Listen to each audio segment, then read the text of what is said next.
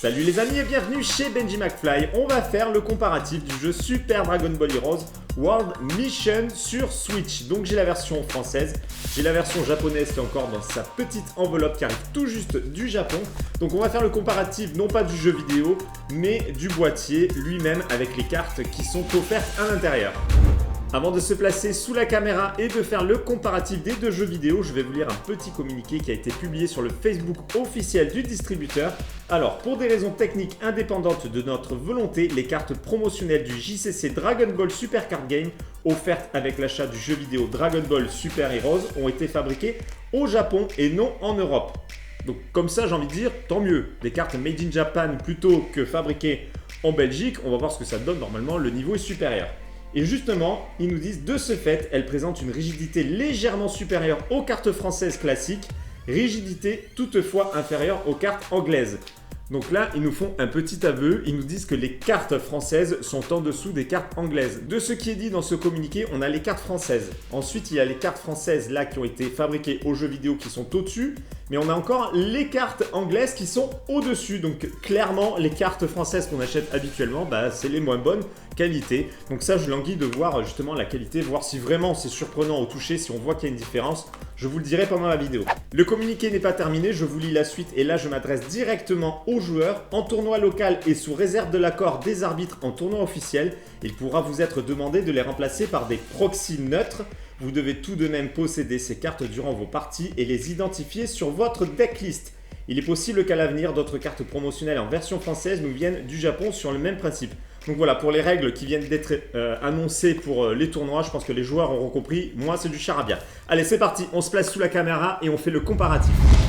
Ça, c'est le jeu dans sa version française. On va retirer la version japonaise de son enveloppe. Vous voyez, ça arrive de amazon.co.jp, donc c'est le Amazon japonais. Sachez que vous pouvez commander dessus. Amazon Japon livre en France. Bon, alors les frais de port sont un petit peu élevés puisqu'il y a le dédouanement. Ce qui est intéressant, c'est que du coup, vous êtes sûr de ne pas avoir de taxes de douane, mais bon, vous payez quand même un petit supplément.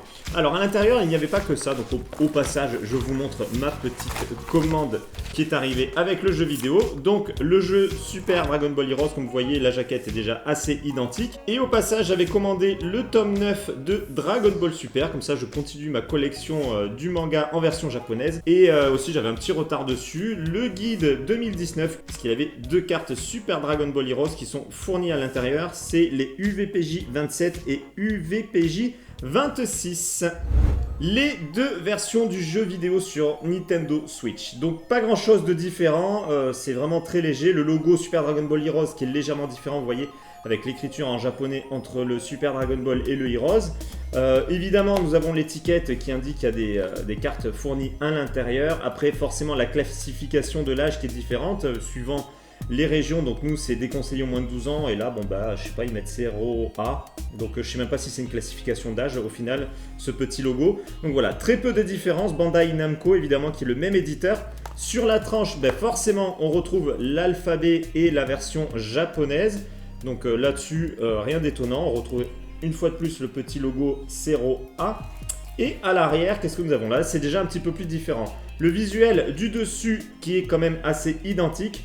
Après, tout était écrit en français de notre côté, forcément en japonais à gauche, avec des sélections d'images qui sont différentes, comme vous le voyez.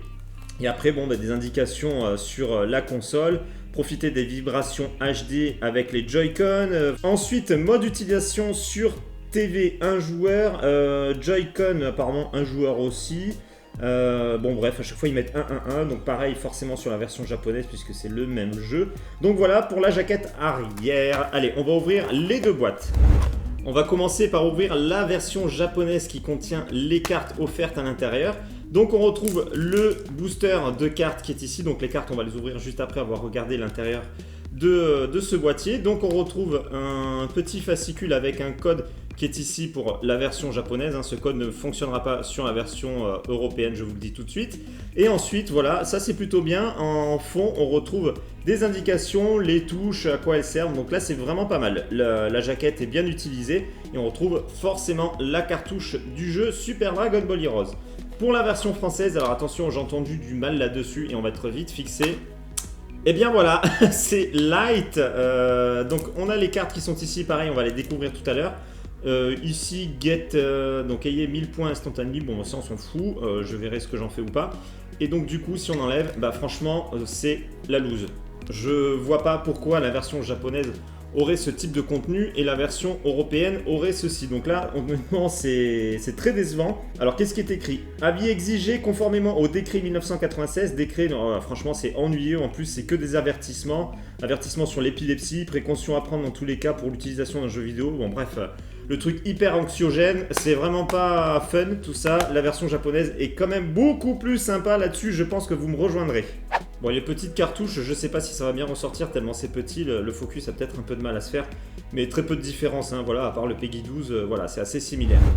Allez, maintenant ce qui nous intéresse évidemment, c'est les cartes qui sont fournies à l'intérieur. On va commencer avec les cartes françaises. Allez, j'ouvre le booster et personnellement j'essaierai de trouver un autre booster fermé. Je pense que rapidement chez Micromania, on aura des jeux d'occasion et peut-être que les cartes n'auront pas été ouvertes dans certains cas. J'essaierai de mettre la main dessus. Alors, pour la première carte, nous avons une carte de... c'est une carte promotionnelle, hein, forcément, la PR 118 Gogeta SSB Assaut Final. Alors, c'est bien écrit en français, hein, j'avais un petit doute, je me suis dit, est-ce que ça va être écrit en français ou en anglais du fait que ce soit fabriqué au Japon? Et du coup, on retrouve bien le Made in Japan qui est tout en bas, mais Made in Japan suivi d'un FR. Donc voilà, c'est bien différencié par rapport aux versions anglaises. Alors, effectivement... l'épaisseur, rien à voir, ça n'a rien à voir. C'est beaucoup plus épais, ça se sent tout de suite au toucher. Hein. C'est beaucoup plus qualitatif sur le toucher. Bon, les effets sont très très beaux, on retrouve du prisme éclaté. Honnêtement, c'est une très jolie carte, très beau Gogeta sur celle-ci en Super Saiyan Blue. Qu'est-ce que nous avons ensuite? La seconde carte, ah bah Gogeta Super Saiyan Blue en double. Bah écoutez, je savais pas qu'il y avait plusieurs exemplaires de la même carte. La troisième carte, ne me dites pas que c'est 3 fois la même chose. C'est 3 fois la même chose. Eh bien écoutez, je pense que la quatrième, ça va être un Gogeta Super Saiyan Blue Assaut Final. Et la quatrième, voilà. Alors je pense qu'ils l'ont mis en 4 fois tout simplement parce que pour les joueurs, il faut avoir 4 cartes. Bon, ceci dit, c'est pas super fun d'avoir 4 fois la même carte pour un collectionneur. Et nous avons quand même la dernière carte, Gogeta Super Saiyan. C'est la 117 PR. Leader, alors là nous avons les deux. Oh, très joli. Oh, le visuel est quand même un petit peu bizarre hein, sur les proportions du visage par rapport aux épaules. C'est pas ouf là-dessus. Donc après, les effets sont jolis, hein, toujours le prisme, les couleurs sont sympas. Voilà, pour la P117 PR. Et voilà, comme je vous disais, l'épaisseur n'a rien à voir. C'est beaucoup plus qualitatif. On a presque l'impression d'avoir du Super Dragon Ball Heroes dans la main. Honnêtement, c'est la même épaisseur. Et à la fin, du coup, nous avons le jeu de cartes Dragon Ball Super est un jeu de cartes à collectionner qui met en scène les personnages de tout l'univers de Dragon Ball. Bon, ça, je pense que les gens seront au courant quand ils vont acheter le jeu parce que là, normalement, on sait ce qu'on achète. Eh bien ma foi, on va s'attaquer à la version Super Dragon Ball Heroes, les cartes japonaises. Pareil, j'ouvre le booster, je mettrai la main sur un booster fermé. Donc ça, je pense que sur Yahoo Auction, il n'y aura aucun souci pour trouver un booster fermé. Alors, il ne sera peut-être pas donné, je surveillerai ça. Mais idéalement, voilà, j'aimerais remettre un booster fermé dans le jeu. Alors, la première carte, nous avons, c'est la UMPW01. Donc à l'arrière, normalement, nous aurons le côté, voilà, la petite lettre P pour dire que c'est une carte promotionnelle. Très très jolie carte. Là, forcément, on retrouve la qualité des Super Dragon Ball Heroes. Hein. Rien à dire, c'est super joli, c'est qualitatif. Ça, vous avez l'habitude de les voir sur ma chaîne. Une autre carte UMPW, c'est la 02 de Vegeta en Super Saiyan 4, rien à dire là-dessus, vous voyez les effets sont magnifiques. Pour la troisième carte UMPW03 avec Trunks du futur et son épée, on retrouve les mêmes effets sur cette carte. Et la quatrième carte UMPW04, alors je suis désolé, j'ai pas le nom du personnage en tête, je vous l'écrirai à l'écran évidemment. C'est très joli, j'aime beaucoup ce fond sombre là qui fait bien ressortir les effets prisme éclatés, c'est vraiment très très joli. Et nous avons donc la dernière carte, c'est une carte Avatar World Mission qui est très jolie avec Vegeta et Son Goku, Zeno, et on retrouve Trunks et l'Avatar qui est en bas de la carte. Et à la fin, nous avons une petite carte papier, donc voilà, qui explique que c'est pour les bornes de jeu au Japon, Super Dragon Ball Heroes, et la liste des 4 cartes fournies.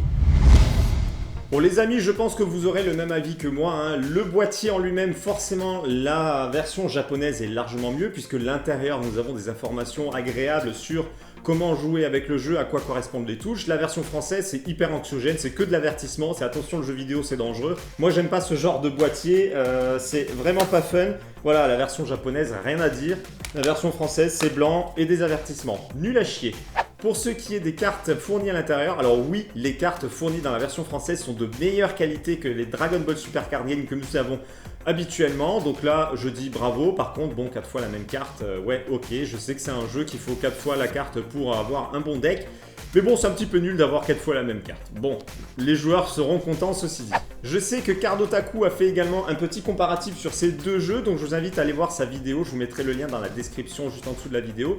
Il va vous parler plus du côté japonais, français, puisque forcément Cardotaku parle japonais, donc c'est intéressant à aller voir. Je vous invite donc à regarder sa vidéo. Je fais une petite parenthèse pour vous dire que je fais maintenant partie du site Utip. Alors qu'est-ce que c'est Utip? C'est tout simplement une plateforme qui permet d'encourager vos youtubeurs préférés et j'espère que j'en fais partie.